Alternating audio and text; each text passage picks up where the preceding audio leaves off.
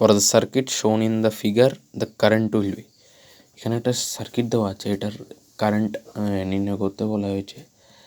এটা কিরচফস ল ইউজ করে যদি করা হয় অনেক বড় হবে। কিরচফস ল ইউজ করে যদি করা হয়, আমি একটা শর্টকাট দেখিয়ে দিচ্ছি, যার মধ্যে আমি কিরচফস ল ইউজ না করা ছাড়াই যে কারেন্ট ফাইন্ড আউট ইজিলি কারেন্টটা ফাইন্ড আউট করা যাবে এই সার্কিট থেকে উইদাউট ইউজিং কিরচফস ল।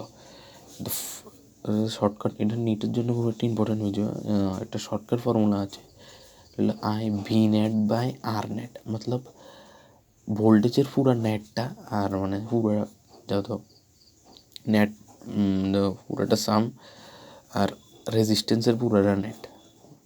যেমন ধরো I is equal to B net, এখানে 6 আর নেট রেজিস্ট্যান্সের যে নেটটা হবে 1 + 1 2, 2 + 4 6, আর এটা 2 প্লাস আর বি নেটটা হবে 2 + 4 6, 6/6 1, I is equal to 1 ampere. এটা একটা shortcut tricks for JEE or NEET students.